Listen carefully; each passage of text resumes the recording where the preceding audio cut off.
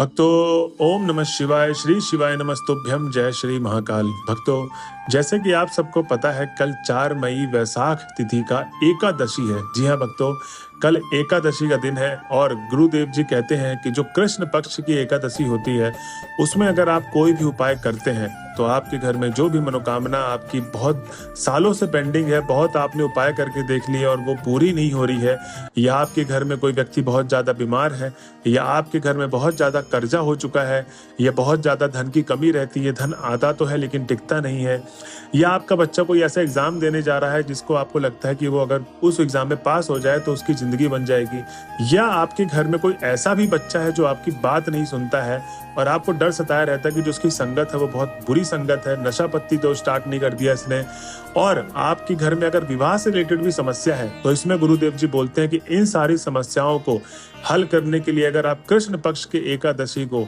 जो वैशाख का सीजन चल रहा है, इसमें अगर आप ये उपाय करते हैं तो आपकी जो भी मनोकामना है वो अवश्य पूर्ण होगी, जितनी भी समस्याएं मैंने आपको बताई। तो भक्तों, चलिए चलते हैं आगे वीडियो में। जैसे कि आपको पता है कि गुरुदेव जी की बहुत सारी कथाएं होती है, उन कथाओं में गुरुदेव जी को बहुत सारे लोग पत्र भी लिखते हैं। तो पत्र में गुरुदेव जी से प्रश्न पूछते हैं कि हे गुरुदेव, हमारे घर में यही सारी समस्याएं जो मैंने आपको बताई थी, और वो बोलते हैं कि गुरुदेव जी कोई ऐसा उपाय बताइए जिसको करने मात्र से हमारे जो भी मनोकामना है वो पूर्ण हो जाए। तब गुरुदेव जी कहते हैं कि जो भी व्यक्ति एकादशी के समय पे करेगा, और खासकर कृष्ण पक्ष की जो एकादशी होती है उस समय पे करेगा, तो उसका जो भी मनोकामना है वो अवश्य पूर्ण होगी। भगवान कृष्ण, भगवान भोले बाबा आपकी जो भी मनोकामना है वो अवश्य पूर्ण करेंगे। तब जितने ही भक्त थे वो वापस जाते हैं घर पे और उस उपाय को करते हैं कृष्ण पक्ष एकादशी के दिन, और गुरुदेव जी के पास 3 से 4 महीने बाद वो वापस से आते हैं और बोलते हैं कि हे गुरुदेव, आपने जो हमें बताया था हमने उस उपाय को किया, और उस उपाय के करने मात्र से हमारी जो भी मनोकामना थी वो पूर्ण हो गई। गुरुदेव आपका कोटि कोटि धन्यवाद। अब भक्तों, आप लोग भी सोच रहे होंगे कि आखिर गुरुदेव जी ने ऐसा उनको कौन सा उपाय बता दिया जिसको करने मात्र से उनकी सारी मनोकामना पूर्ण हो गई। तो भक्तों, चिंता मत करिए, आज की ये वीडियो उन्हीं उपायों के लिए है। कैसे करना है, कब करना है, किस समय काल पे करना है, किस दिन करना है, वो सारी मैं आपको बताऊंगा। बस आप एकदम ध्यान से सुने, और बस मेरी आपसे यही दरख्वास्त है, और गुरु जी भी यही बोलते हैं कि जो भी आप उपाय सुनते हैं उसको कृपया करके लिख लीजिए करिए। अब जैसे कि आप कल की एकादशी है, तो आज आप सुनेंगे तो थोड़ा बहुत तो आपको उपाय याद हो जाएगा। अब जो अगली एकादशी है उसमें भी आपको ये उपाय करना है, किसी कारणवश छूट गए, नहीं कर पाए और अगली एकादशी में करना है, तो आपको वो उपाय याद नहीं रहेगा। तो गुरुदेव जी यही बोलते हैं कि जो भी आप उपाय सुनते हैं तो वो उसको लिख लीजिए करिए, क्योंकि सुनी हुई चीजें जल्दी इंसान भूल जाता है और लिखी हुई चीजें उसको स्मरण रहती है। क्योंकि जब भी आप उपाय करने जाएंगे वो अपनी कॉपी खोलिए, देखिए और उपाय करने चले जाइए। तो गुरुदेव जी बस यही बोलते हैं कि उपाय को आप लिख लीजिए करिए, क्योंकि आपको वो स्मरण रहे।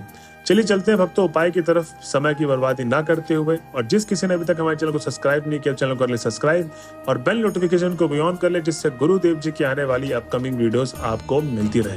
तो भक्तों, सबसे पहले तो गुरुदेव जी ने बताया कि कल के दिन जितनी भी महिलाएं हैं उनको करना ये है।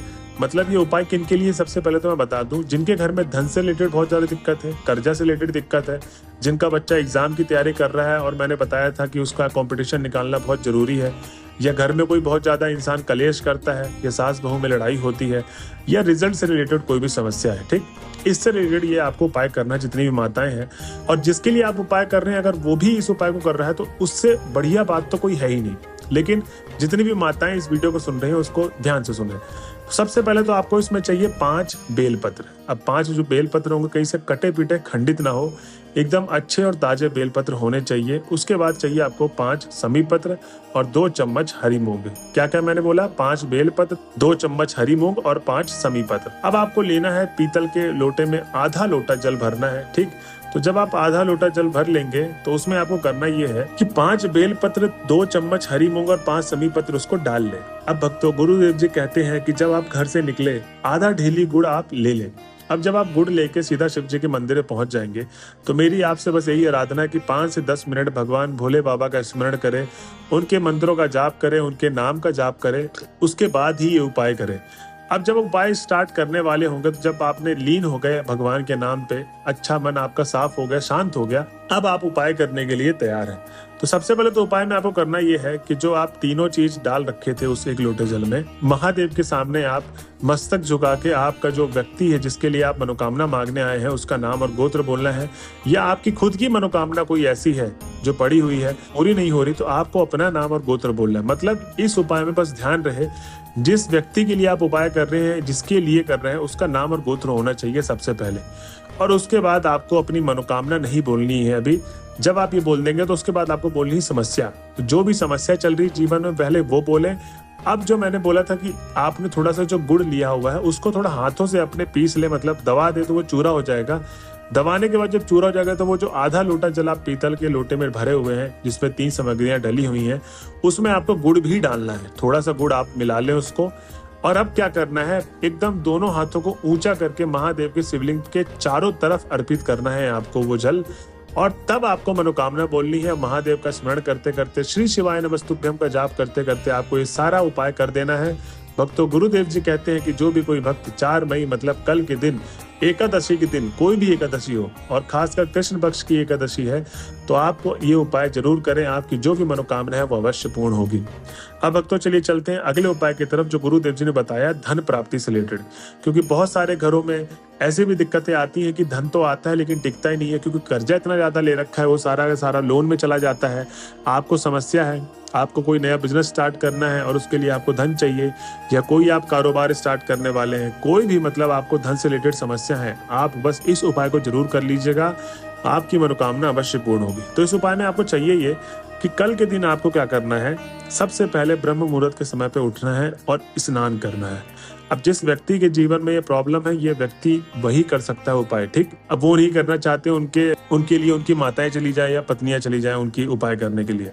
उन्हीं व्यक्ति को उपाय करना है जिनसे धन से रिलेटेड जिनको बहुत दिक्कत है, ठीक। सबसे पहले तो आपको करना ये है कि जब शाम का समय हो, ठीक है, कब, शाम के समय में एकादशी का जो पक्ष, कृष्ण तिथि का जो पक्ष है, वो शाम के समय पे आपको अपने गेट के द्वार खोल देने हैं, जो शाम मेन गेट है आपको, और आपको एक घी का दीपक जलाना है। क्या? घी का दीपक, गोल बाती का घी का दीपक जलाना है आपको। और जब सूर्य अस्त हो रहा होगा तो आपको वो जो घी का दीपक है वो अपने मेन गेट के द्वार पे रख दे। गोल बाती का होना चाहिए और उत्तर दिशा में हो उसका जो मुख है, मतलब घी के दीपक का जो मुख होगा वो उत्तर दिशा में आपको रखना है। और उसके बाद आपको क्या कहना है, भगवान भोले का स्मरण करना है। 5 से 10 मिनट स्मरण करते करते आप अपनी मनोकामना बोल दे कि हे भगवान, आज मेरे घर में मैं आपके नाम का दीप जलाई हूँ, कृपया करके हमारे घर में लक्ष्मी का प्रवेश करिए। और जो भी आपको मनोकामना है, जो भी समस्याएं चल रही हैं, वो आपको बोल देनी भोले बाबा से। भोले बाबा आपके घर में, भगवान कृष्ण आपके घर में धन इतना ज्यादा भर देंगे कि आप नहीं संभाल पाएंगे। तो भक्तों, बस आपको यही सारे उपाय करने हैं। गुरुदेव जी कहते हैं कि जो भी भक्त इन सारे उपायों को इस दिन करता है उनकी मनोकामना अवश्य पूर्ण होती है। तो भक्तों, ये थे उपाय। अगर आप उपाय के लास्ट तक पहुंच गए हैं तो चैनल में कमेंट जरूर कर दे, श्री शिवाय नमस्तुभ्यम लिख सकते हैं। मिलते हैं अगले वीडियो में, जब तक के लिए बने रहे हमारे चैनल पे। हर हर महादेव।